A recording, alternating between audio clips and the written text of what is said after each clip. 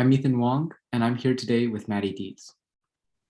Hi, Ethan. It's good to talk with you today. Hi. So if you would like to, you could do a little introduction of yourself. Okay. Hi, I'm Maddy Dietz, and I am the National Student Poet representing the Midwest for the 2020 class. All right. Then in that case, we'll just jump straight into the questions. So something I've asked basically every poet I've spoken to so far, because I think it's interesting, first of all, how many of them have different answers for it. And then second of all, how much I can tell about other poets, which is how did you get started writing poetry? How did you discover it? When did you fall in love with it? All of that kind of stuff. So I was very, very lucky in that as a kid, I had a mom who was also really invested in writing. So when I was in elementary school and she was seeing how I wanted more arts education, but I really wasn't getting it at all, she started looking for short form poetry to teach me herself. And I got really invested in haikus just because I loved getting to play around with words and fit them into this little puzzle box. Later on, we ended up homeschooling, so that was just a little hint of what was to come educationally for me. And my love of poetry continued growing from there. I love structured poetry. I love freeform poetry, but I think haikus and other like short structured poems will always hold like a special place in my heart from the role they served in helping me figure out that I really adored poetry. Yeah, I think that's really interesting because I started off with structured poetry as well. Like, you read the classics that everyone reads. I don't even need to name them by this point, but I think there's this very misguided idea in the world outside of the current poetry world that like, well, the old stuff was better, the classics. No one studies the classics anymore. Now it's all just like contemporary stuff, which is has some political implications to it too. But I think a big part of it is for the most part, I found just wrong. Like all of Yeah, these poets that are huge poets in our field now are very much in love with the old form and they've taken a lot of inspiration from structured poetry and they love structured poetry. I think that's really important to know. absolutely. I agree entirely. I mean, I think structured poetry is this wonderful vessel or a big amorphous idea into. So, of course, during this contemporary time when we're constantly struck by these huge, impossible to fully parse ideas, structure takes on an entirely new sense of purpose and a beauty, honestly, and a help for all of this. Yeah, definitely. And I just wanted to add, so I want to ask a little bit about how you writing prose fiction kind of correlates with you writing poetry. And so how did you kind of get introduced to prose and how does that kind of affect how you ended up writing poetry? Yeah. So I think there's a lot more support for younger kids writing prose because when we think of a writer, we generally think of a prose writer, which is honestly wrong, and we shouldn't be like differentiating types of writing in that way. Um, but as a kid, because I knew I loved writing, I naturally started writing prose because I thought that was what I was supposed to do.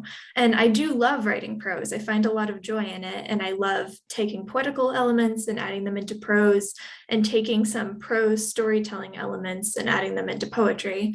But I started writing prose because I thought I had to. And I started writing poetry because I wanted to, which is kind of strange to think back about.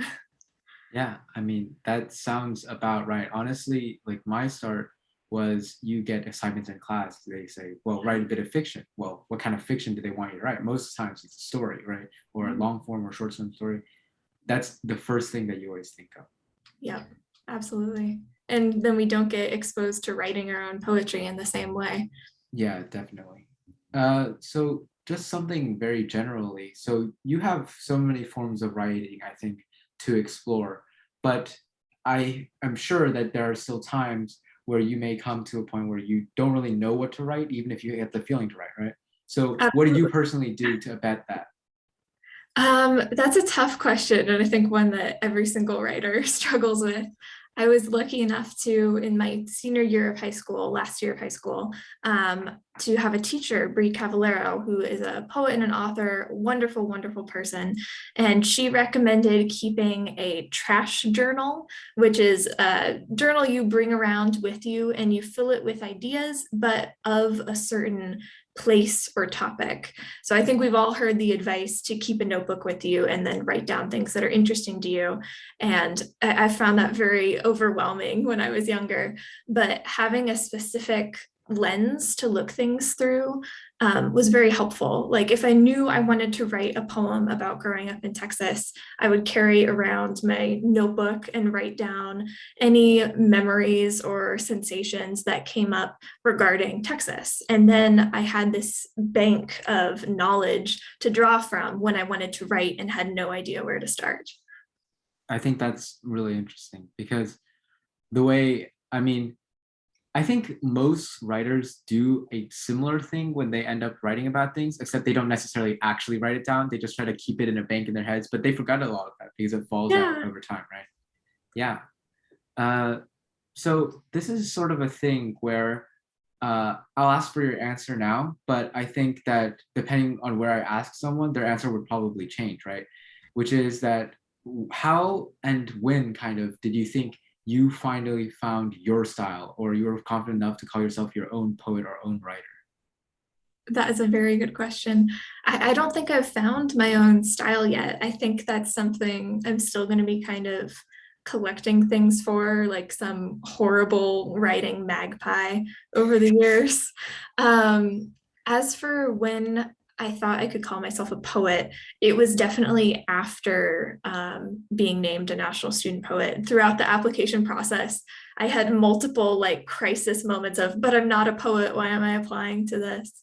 And even once I was named it, it took a while for it to sink in. And then I think it was interacting with more poets, especially poets my own age. It was really helpful to kind of see that creative community and then realize, oh, right, yeah, everyone here has something very valuable to add to this conversation. And I also do, which is wild and super cool. So I can actually call myself a poet. So it took a while, but it was a good realization for sure. Yeah, definitely. I think it's what you said was really relatable for me because I remember filming the videos and putting together materials for the selection process. And I was thinking, oh my God, they're gonna see through me. They're gonna realize that I'm not actually a poet. And the whole time I was thinking that. And The it imposter really, syndrome. yeah, it was crazy. But I think really getting to know people over the year of service, I was like, well, it's not calling yourself a poet isn't based on your accolades. It's not based on even the level of poetry you write. It's just you being able to give out these ideas and receive them in that way. Absolutely. If you write poetry, you're a poet, which seems like obvious, but it's so hard to actually connect that when you're in the moment. Yeah. So this is just switching gears a little bit.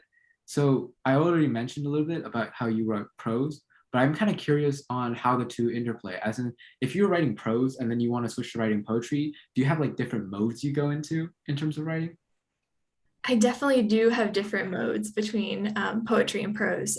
For prose, I focus a lot on just getting all the words out there at once because I found it's a lot more of a forgiving medium for a ton of like ticky-tacky editing, just because it's big. It's a big block of text that you can then pull a whole bunch out of, you can add a lot more into and not change too much of the form. When I'm writing poetry, though, I do tend to like focus in more on the brainstorming side of things so that then I can hone the point or like idea or concept I want to try and explore in the poetry before I start writing. Because with poetry, whether or not you're writing in a structured form, it does feel a lot more difficult to edit from. Oh my gosh, my words are tripping all over themselves.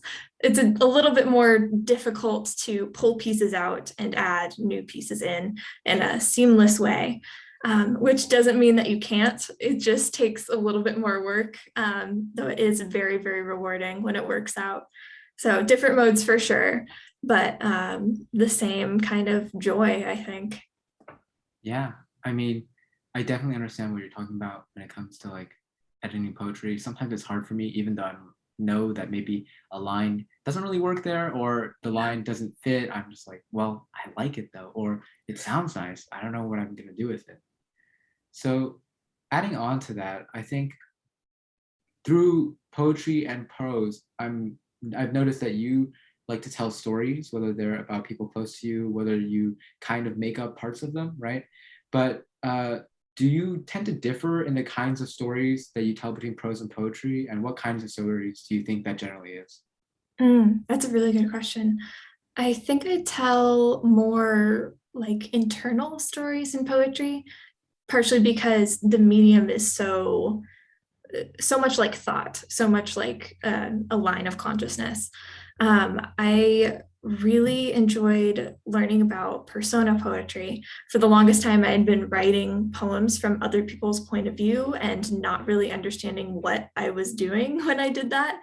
But when I learned what persona poetry was, which is writing poems from someone else's point of view, it kind of opened up this whole new world of, oh, I actually am doing something with this. I'm actually creating a piece of art. Um, so it was really fun to kind of dive into other people's point of views, be they historical, someone close to me, kind of like a fictional concept to represent an emotion. Whereas in fiction, or prose, but I mostly write fiction, I find that the characters are even further removed from myself. That's partially because I have more space to explore all the differences between, myself as the writer and them as the character.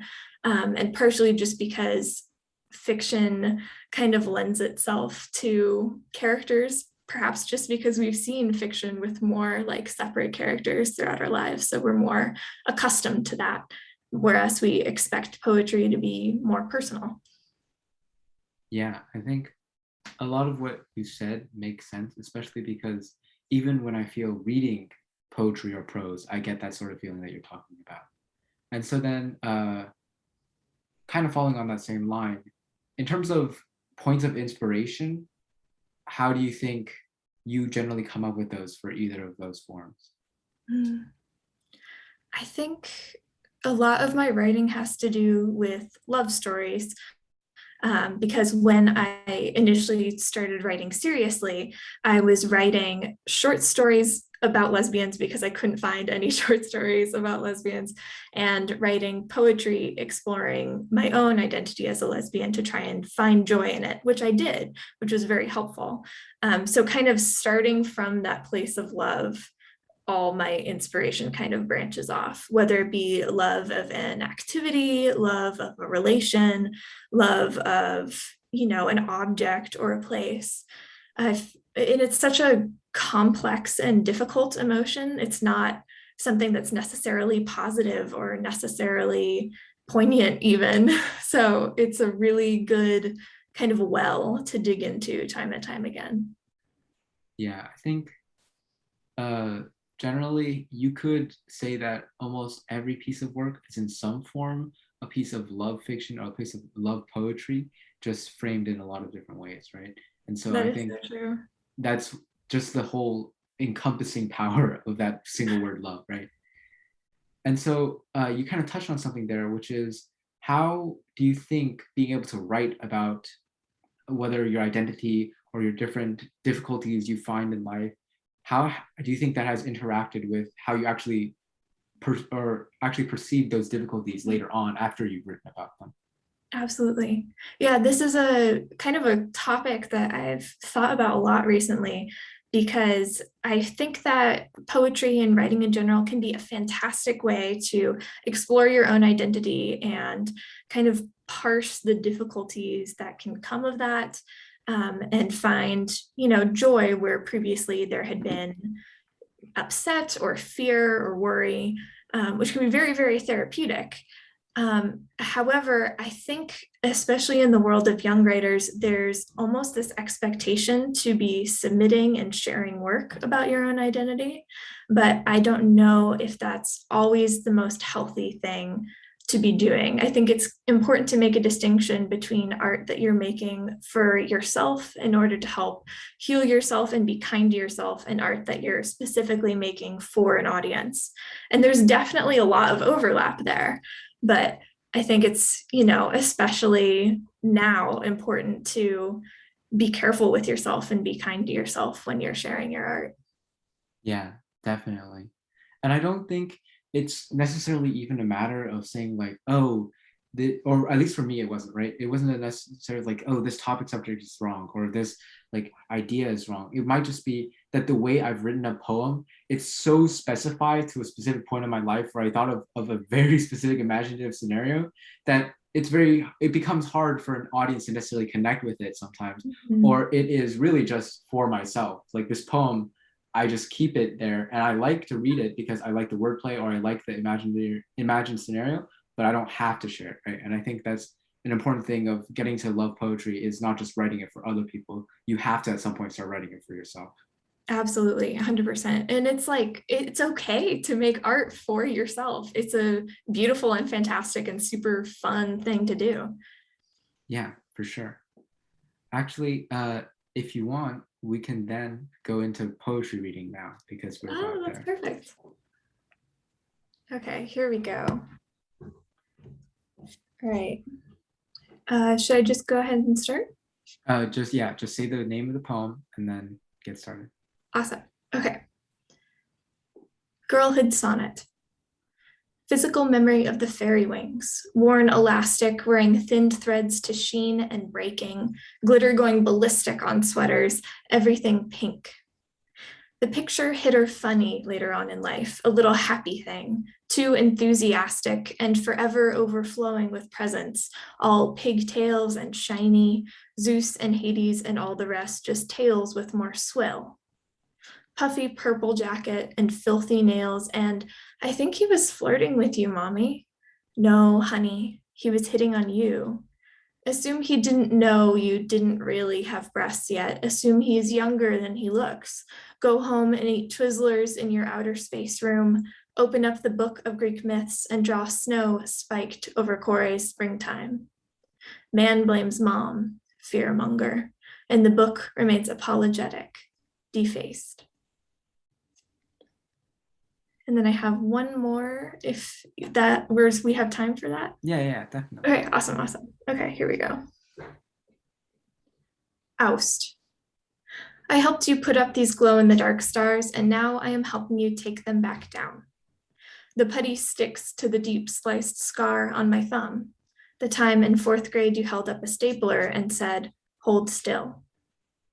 Anyway, the cardboard boxes studding your carpet are too heavy to carry alone, so we heave them into our arms together, like they're children of ours, and you press me backwards down the stairs. I'm always stumbling over the edges. Perhaps that is something to be concerned about. One time you helped me up a tree just to peel my fingers up from the bark again. My mother says you were a lawsuit waiting to happen, and she is 3/5 right. You are waiting. Now stop it. That's enough. And that's both of them. Wow, that was great. I love those poems. Thank you. I appreciate it. It's been a while since I've heard your poetry, so that was great. I hope we can all, have Yeah. more time to share it later on. Yeah, definitely. Do you have any like closing remarks you want to say, or anything you want to promote or anything like that? Yeah, let me think here. Is it okay if I just name like 2 places where people can find my work? Yeah, sure. Okay, cool. You can also find my work at the Interlochen Review and in the 2021 National Young Arts Anthology. All right. Thank you so much. Of course. Thank you so much, Ethan.